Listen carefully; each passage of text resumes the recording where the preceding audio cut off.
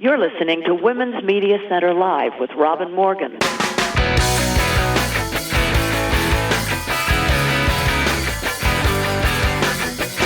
Welcome to Women's Media Center Live. I'm Robin Morgan. As we near the end of the year, retrospectives are in order. So how about a really grandiose one? A flashback of 100 years. That should lend us some much vaunted perspective, as well as being fun, well, for some of the time. Believe it or not, and I'm not positive that most of us do, this is supposedly the best time of all to be alive. And that should tell you just how ghastly it was at other times, at least. Anyway, ho, ho, ho, and jingle, jangle, and let's get started by going inside the headlines.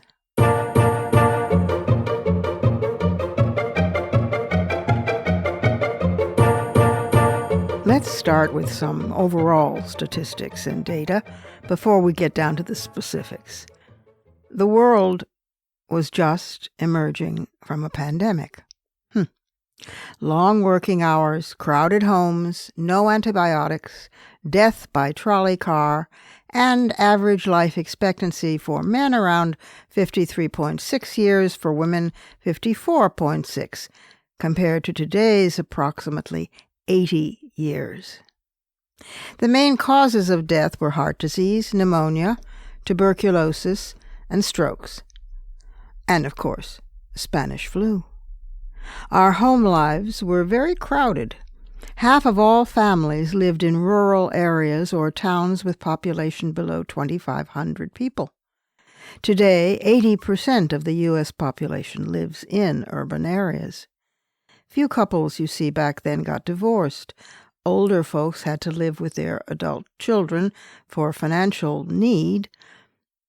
Widows moved in with their adult children, and children remained under their parents' roofs until marriage. Plus, owning a home outright was a rarity. Infants were both more plentiful and more precarious. Women had 3 children on average to help on the soon-to-be-vanishing farm in the old agrarian economy, but also because children were likely to die. 10% of infants died in their first year, compared with 1 for every 168 births in the U.S. today. 85% of men over age 14 were in the labor force, compared with just 69% over age 16 today. The workplace was 30 times more dangerous than it is now. Women were less likely to be employed in the formal labor force, so had to find employment at elementary and high schools, because there they would be forced to accept a man's wage. They'd also worked as nurses and maids. Social Security did not exist. Poverty was so bad among the elderly that contemporaries wrote of aging as if it were a dystopia. And, oh yes, did I say the world was recovering from a pandemic? The planet was barely emerging out of one of the greatest pandemics it had ever known, H1N1, known as the Spanish flu. It had infected about 27% of the world's population and is estimated to have killed at least 50 million people. 1 year earlier, in January of 1920, the 18th Amendment had gone into effect, outlawing the production and the consumption of alcohol, commonly known as Prohibition. It would remain in effect until December of 1933, with all of its attendant phenomena: black market alcohol, bootleggers, moonshiners, speakeasies, and organized crime. The 20s, of course, which formally began with 1921, were also the time of dance clubs, flappers, and jazz. This, too, was the decade when cars came into their own and the automobile's popularity soared. Before the invention of the Model T, the Tin Lizzie, as it was called, in 1908, back then car ownership wasn't possible for everyday Americans, but once the assembly line and the $850 car became available, people all over the country started learning how to drive. Gas stations were a new thing, since people had previously purchased their gas in a can from the pharmacy. Today, of course, some people just plug their car into a wall outlet to charge it. The American flag had 45 stars. "In God We Trust" had not yet been signed into law as America's now official motto, instead of the framers' preferred "E pluribus unum" out of many one. And the Pledge of Allegiance to the flag remained free of the words later inserted in 1956 under Eisenhower, those words being "under God," thus making the pledge run counter to its original intent. It had been written in 1892 by the socialist minister Francis Bellamy, and it was later defended by his daughter against Eisenhower. She fought the imposition of the phrase "under God." Let's look at health. Wow, really bad news. Not only the pandemic of Spanish flu ravaging the world population, but insulin and antibiotics had not been discovered yet. 90% of all U.S. physicians had no college education. Instead, they were attending medical schools, many of which were condemned by the press and the government as being totally substandard. Bloodletting, otherwise known as the application of leeches, was recommended as a treatment for infections and other ailments right on up through the 1940s. And mercury, a toxic substance, was used to treat syphilis for many years. Popular beauty treatments were no less harmful. More than 80% of all births in the United States took place at home. But the vaccine to fight tuberculosis had already been found.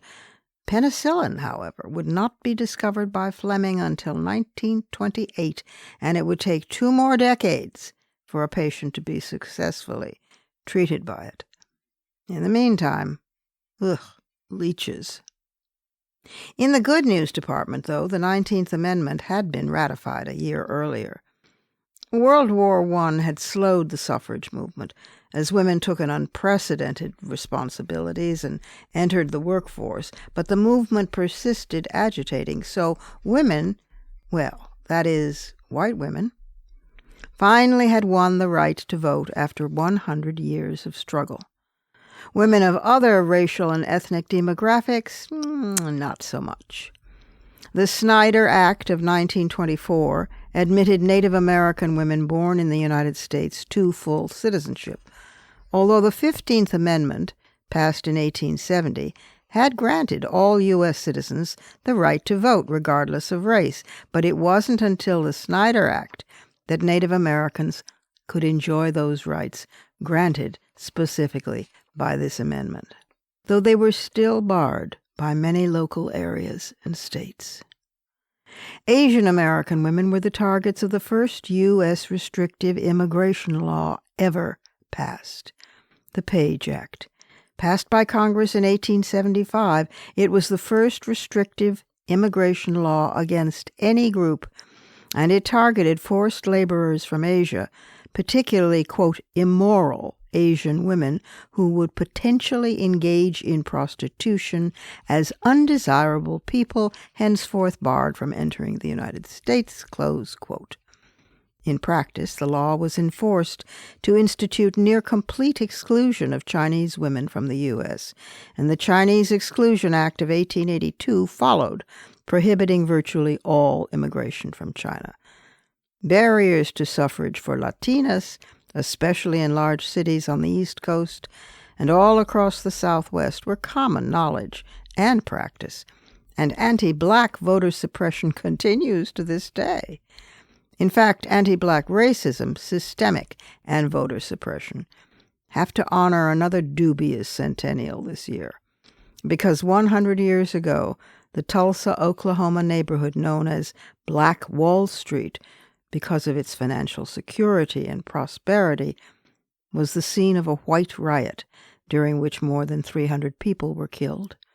The segregated area was left in total ruins, and no whites were ever arrested. Anti-immigration bigotry ran hot as well, and popularism. And the Emergency Quota Act of 1921 was passed, the first federal law in U.S. history limiting the immigration of Europeans. No more than 3%, it read, of the total number of immigrants from any specific country already living in the U.S. can migrate to America during any year. Period. Close quote. Anti-immigrant sentiment peaked with the conviction of Nicola Sacco and Bartolomeo Vanzetti for allegedly killing a guard at a shoe company where they worked. Despite worldwide protests about their innocence, despite flawed evidence, despite trial witnesses recanting their testimony, all the appeals were denied, and Sacco and Vanzetti were executed 6 days later in Massachusetts because they were anarchists and foreigners. The first federal child labor laws had been passed in 1916, but child labor was only ruled to be unconstitutional 2 years later, and there would be no real regulation until the 1938 Fair Labor Standards Act. Meanwhile, young children worked full-time jobs in mines, in factories, and at other unskilled labor, as a norm. In 1940, when the census collected information on plumbing in U.S. homes, almost half of all American houses lacked the trifecta of hot/cold water, a tub or a shower, and a flush toilet. There were no supermarkets, no canned beer, no Barbie dolls, no Scotch tape, crossword puzzles, or iced tea. 1 in 10 adults couldn't read or write. The word teenager was not yet in use. And most tellingly, the U.S. had no minimum wage. Internationally, the German army was training pigeons to carry cameras on aluminum breast harnesses with a timer mechanism, because apparently pigeons cannot be relied on to click a shutter. Far more ominously, Adolf Hitler became leader of the National Socialist German Workers' Party, which would become the Nazi Party. That November, 100 years ago, he gave a speech at the Hofbrauhaus in Munich, and a massive fight between political opponents broke out, giving birth to Hitler's brown shirts, or stormtroopers. Meanwhile, back in the U.S., the Phillips Collection, America's first museum of modern art, opened in Washington, D.C. Albert Einstein won the Nobel Prize in Physics. Anatole France won it for literature. And silent movies were ebbing, although The Kid, the first full-length silent comedy drama, was released, having been written, produced, directed by, and starring the great Charlie Chaplin. TV's precursor was being invented by a teenage farm boy named Philo Taylor Farnsworth, who came up with the idea for an image dissector, an electron tube also known as a television transmission tube that was essential in the creation of modern television. Meanwhile, radio was everything. And Edith Wharton's The Age of Innocence, her great novel, won the Pulitzer Prize, the first ever won by a woman in literature. The 20s were off and running.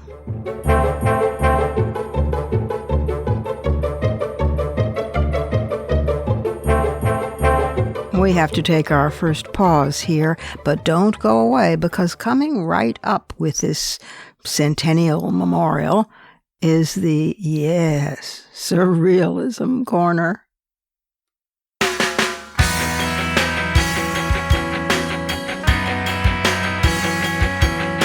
Subscribe to this program on your favorite podcast platform and leave us a review.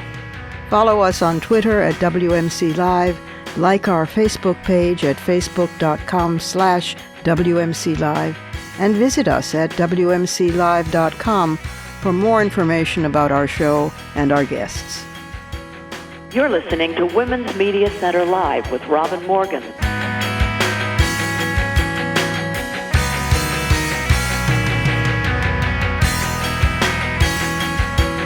If we're looking at ourselves a century ago, we must be in the surrealism corner.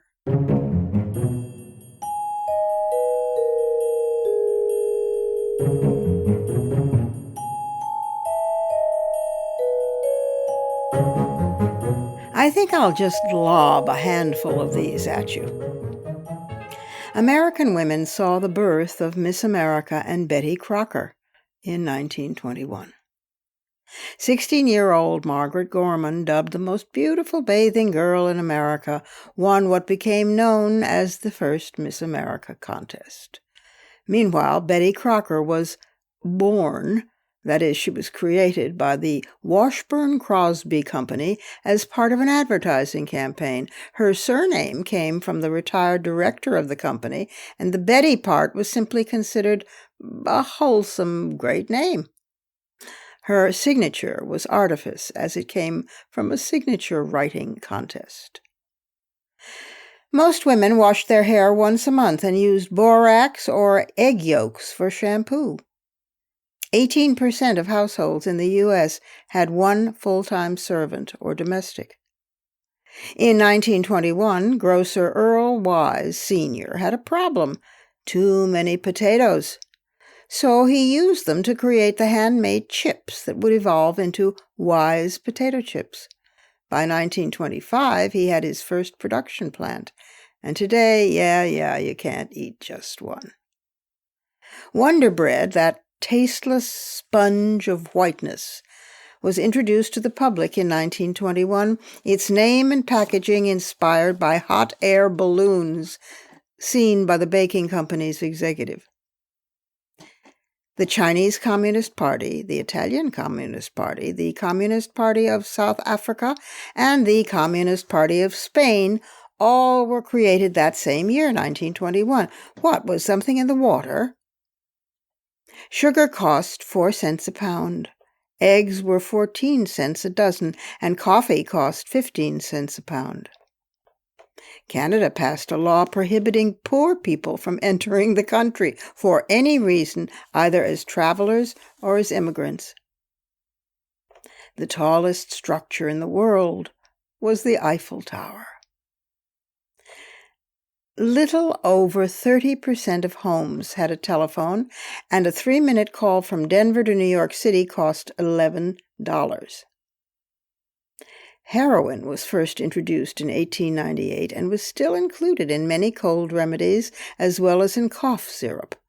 Morphine, opium, and cocaine were sold jauntily over the counter at drugstores across the nation, with one pharmacist claiming, quote, "Heroin clears the complexion, gives buoyancy to the mind, regulates the stomach and bowels, and is in fact a perfect guardian of health." Period, close quote. Coca-Cola contained cocaine instead of caffeine. Cold cereal was in its golden age. Cornflakes, Quaker puffed rice, and wheat and shredded wheat were all newly on the market, while the average American ate roughly equivalent amounts of lard and of chicken. The Brooklyn Grays baseball team, nicknamed the Brooklyn Trolley Dodgers in 1895, and later on it got shortened to the Brooklyn Dodgers, was so named in tribute to their fans who had to avoid speeding trolley cars in the maze of trolley lines crisscrossing the city. Hence, the Brooklyn Dodgers, now the Los Angeles Dodgers. Less than half the country owned a refrigerator or a stove. Radio was the big thing. 1921 was the year that Margaret Sanger, crusader for contraception, founded the American Birth Control League to gain support from social workers, medical professionals, and the public for birth control. Despite resistance from doctors and the Roman Catholic Church throughout her activist career, over time Sanger's efforts did lead to the legalization and the widespread use of contraceptives in the United States. But it would take until 1936 for the courts to make it legal for doctors to prescribe birth control. And Sanger's focus on birth control sometimes had unintended consequences. She spent so much time with and focus on birth control per se that she didn't notice herself that she also spent a lot of time with the eugenics movement, which sought to breed out undesirable populations, so-called, by limiting their ability to procreate through birth control and sterilization. And although she disagreed strongly with the racial and class focus of the eugenics movement, her association with it did tarnish her reputation. But it never tarnished anything of the real quacks out there. For example, a male doctor, published a staggeringly inaccurate book called Private Sex Advice to Women. His name was Armitage, Dr. R.B. Armitage, and he noted that sex during pregnancy should be avoided if possible, and that pain was not a normal feature of menstruation, but was caused by wearing too tight clothing, not getting enough exercise from housework, and, wait for it, eating pickles. Furthermore, some medical authorities warned that professional seamstresses were being sexually aroused by the steady rhythm of the sewing machine's foot pedals, so they recommended slipping bromide, which was thought to diminish sexual desire, into the women's drinking water. Makes Sanger, by comparison, look pretty tame. And what will we be looking back at 100 years from now? What will gazing back at us today engender? That is, if the planet lasts, and we last another century, and if we are regarded not just as destroyers, but merely as surreal.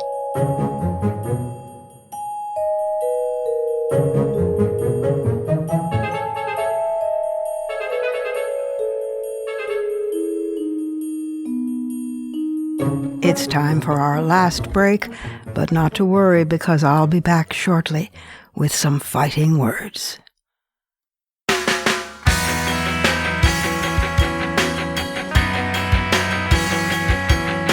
The Women's Media Center, founded in 2005 by Jane Fonda, Gloria Steinem, and myself, is a progressive, nonpartisan, nonprofit organization working to make women visible and powerful in media. You can learn more about the WMC at womensmediacenter.com. You're listening to Women's Media Center Live with Robin Morgan.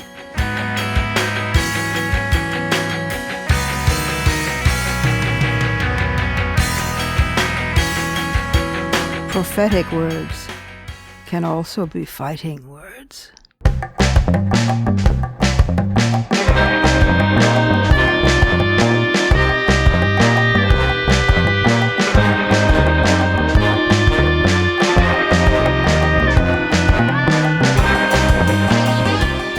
What will they say of us 100 years from now? Dare I risk writing to them?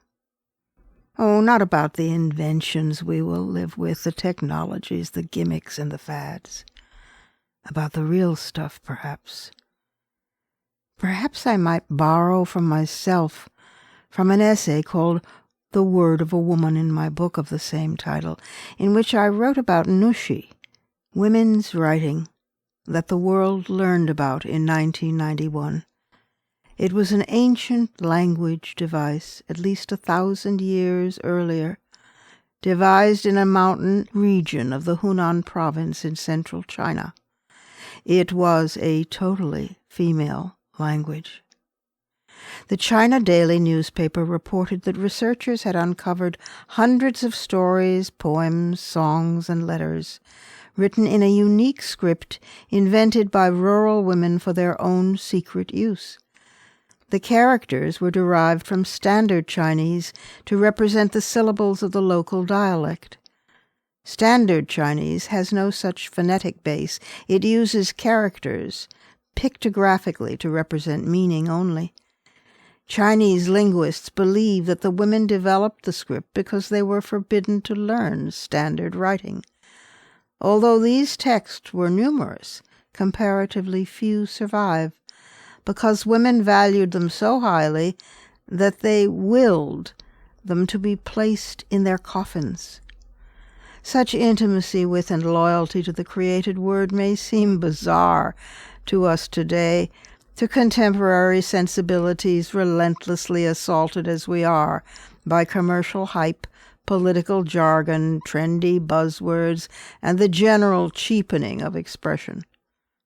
But it may seem less curious once one realizes that for hundreds of years women used the script to record their hidden emotions and to communicate with one another surreptitiously. As one Nushi author wrote, "Men leave home to brave life in the outside world, but we women are no less courageous.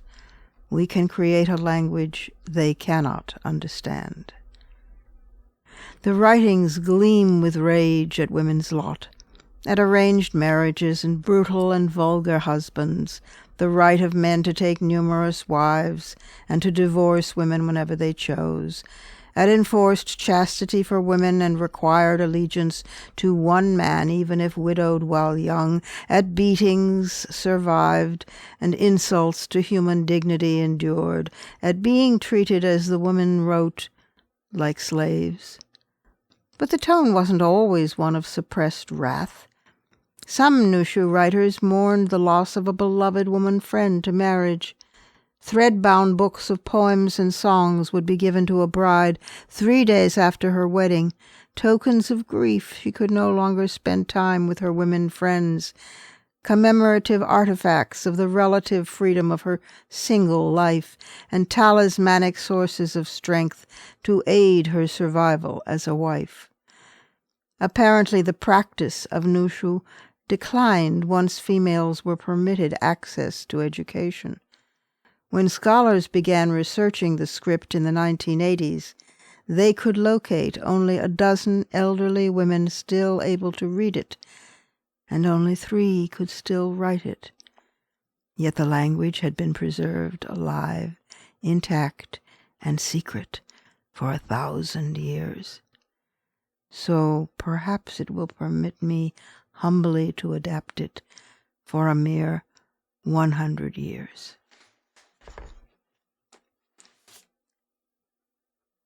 A letter to a reader in 2122. Dearest friend of my imagination's optimism, dust whispers as you read this, whether from the page, the computer screen, or via some other communicative form beyond current comprehension. Intimate dust, brain cell past to brain cell future. These are messages from a human being hubristic enough to have faith in the power of words, even those of her own awkward making, mad enough to believe that mind must cease treating matter, and matter stop treating mind, as other. So I dare address you from what they call my time, which is not yet my time. And it requires an absurd leap of faith to believe that you are at all. If sentient life on this planet survives even the next 100 years, or if sentient life from elsewhere in the universe someday sifts curiously or indifferently through the ruins we leave of the ruins we are, what might be said of us? It might be said of us, they lived in a savage time. They fouled their own home. They ate flesh, warred on one another, kept slaves. They believed that the shape and the color of their shells was of importance. Their politics were even cruder than their technology. They feared their own intelligence and so ignored it.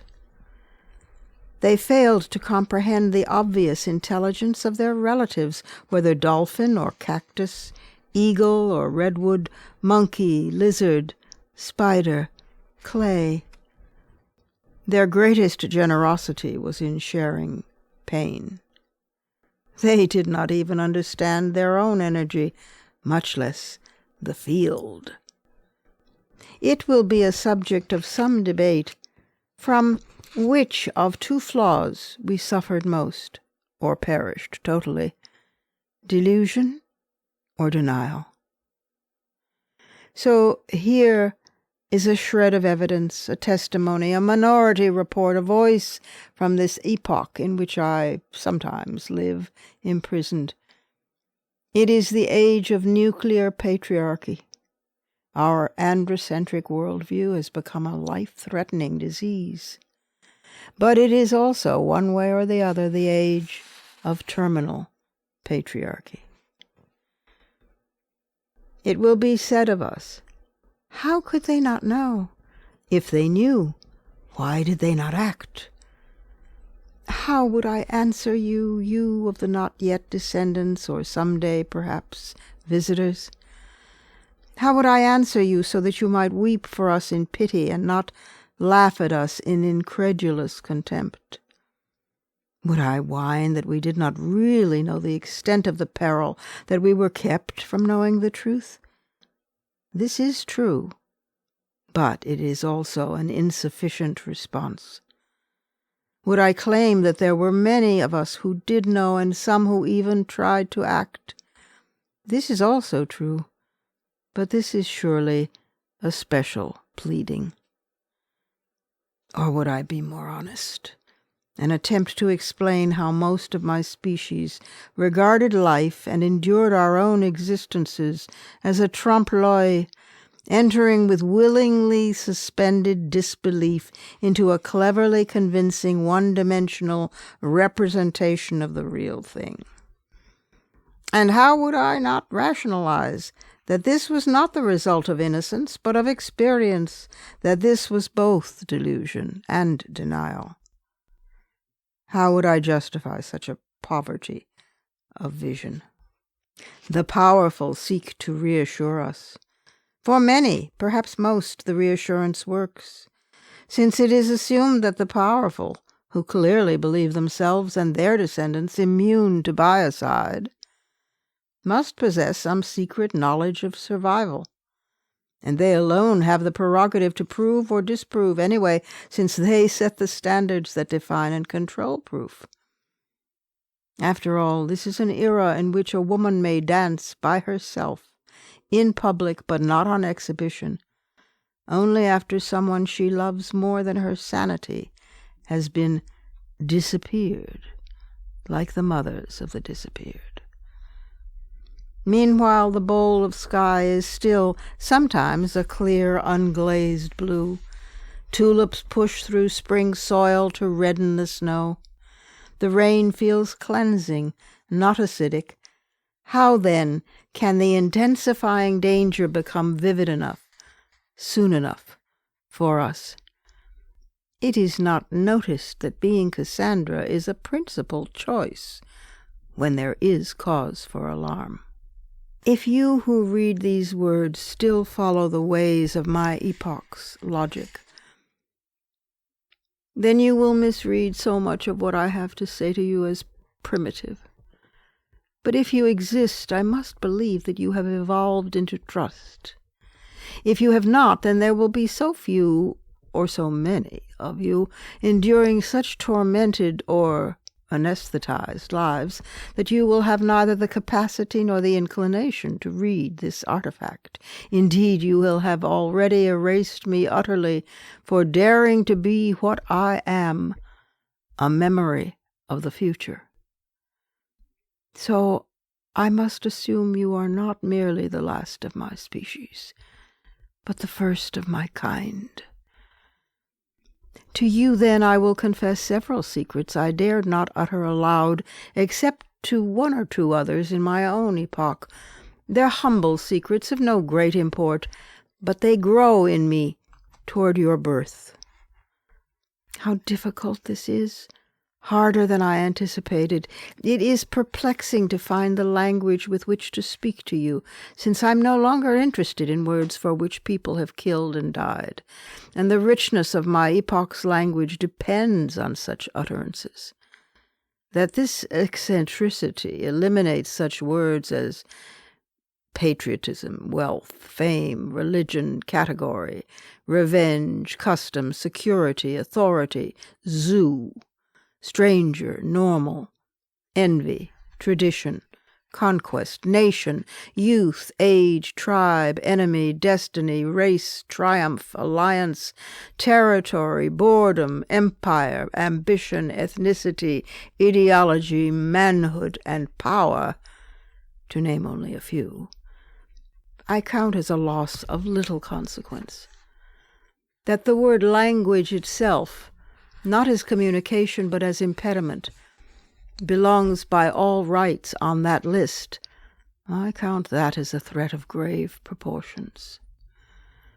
What is serious, I admit, is the rapidly expanding inventory of all those concepts I do not understand, although I understood them perfectly when I was younger.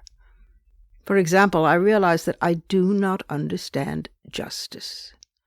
I would once have said that my life was given over to the pursuit of justice. If so, I'm relieved I got it back. Injustice, I understand. Well may you say that this is because injustice has been part of my experience and witnessing, but it is not so simple. Mercy, I understand, and even fairness, and I've experienced little of either. Regret, I comprehend, and remorse. Even righting an injustice, I understand, but justice, at best it reeks of bargains, pettiness, hypocrisy, at worst of retribution, vengeance, deals. It pretends that suffering can be weighed and computed, bought off, made whole. Why would the oath, "God give me the wisdom to temper justice with mercy," be necessary unless justice was inherently cruel? It stinks of punishment, of jealous and vengeful Judeo-Christian gods, a lazy settling for less than imaginative solutions, ones that might invoke words like transcendence, transformation, grace. The only justice I can catch a glimmer of is poetic justice, but that is really only a two-worded synonym for irony. And so far, at least, I still understand and retain an affection for irony. No longer understanding justice puts me out of step with some of the best minds of my era, although there is some comfort in knowing that it also puts me out of step with some of the worst ones. You see how stupid I'm becoming? Furthermore, time is also quite beyond me now. I once thought I understood time in a basic sort of way, clocks, calendars, all those imposed and imposing measurements we devise to pace off eternity.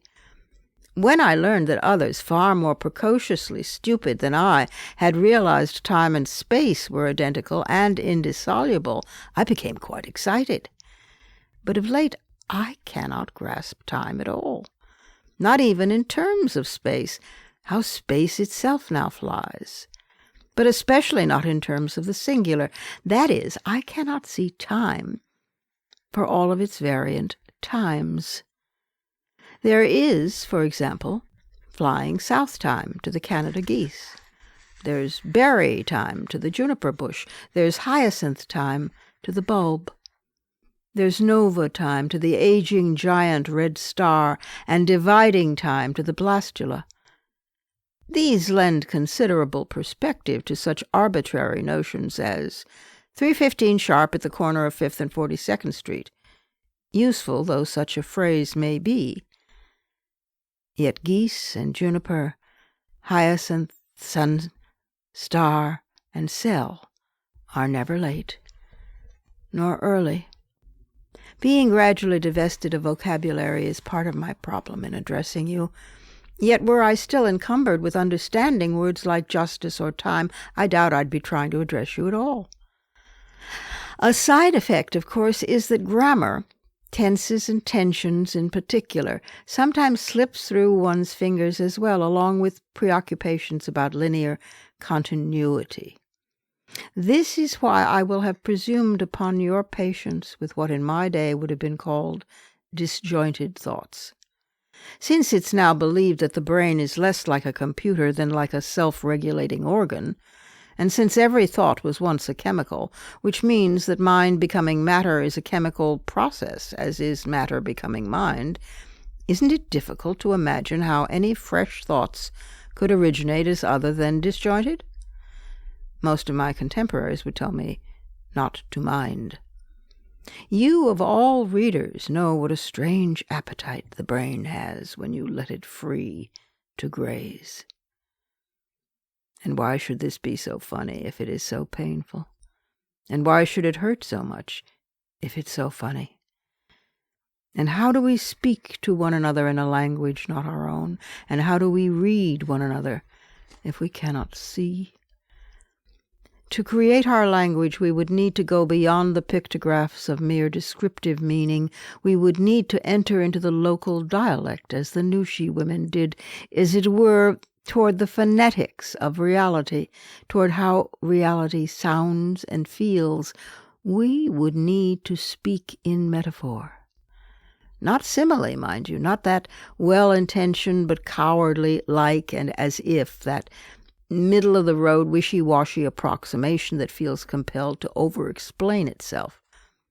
But metaphor, the essence of the thing itself, sufficiently tiny, unique, and specific to attempt an implosion into the universal. If I speak to you from ashes, do I by now already know if fire is the act of burning, or is fire what it produces? Sparks, flame, heat, light, carbon, embers. Is fire not more than the sum of its entropy? Who invented the question mark? Encyclopedias are mute on the subject, yet the mystery haunts me.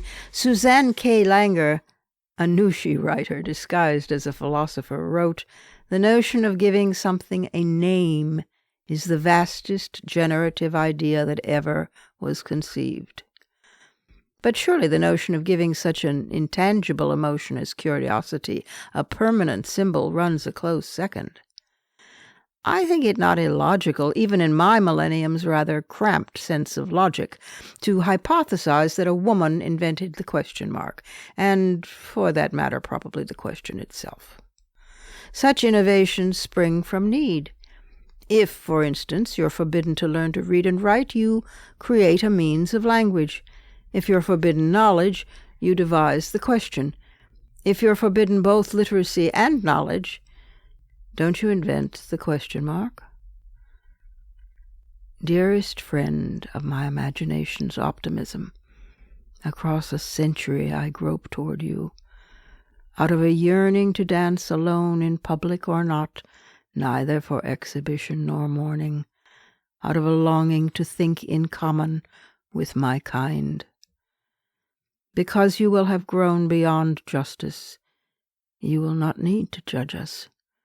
You may even smile, feeling something between recognition and respect, in compassion. But please know as well that we were capable of defiance, even of joy. Know that when they vowed we would never forget their martyred battle heroes, we bent our energies on the heresy of forgetting.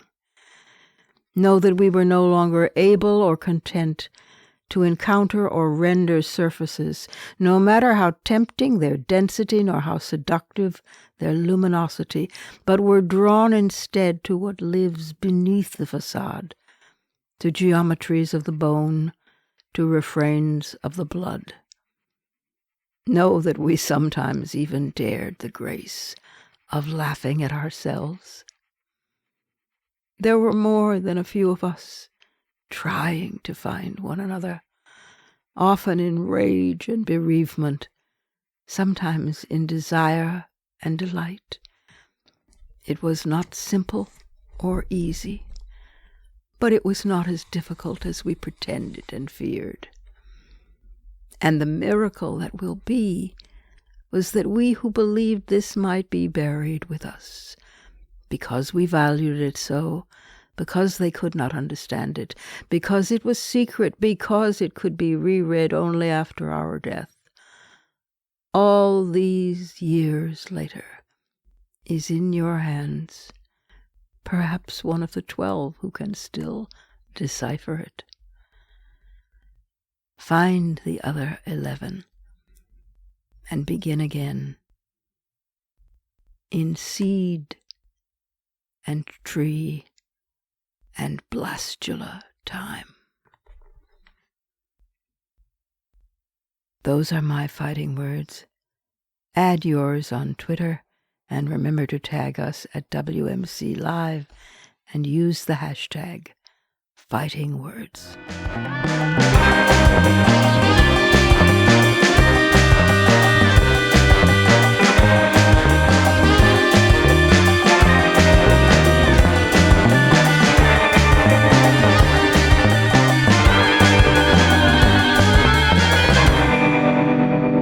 And that's our show for this week.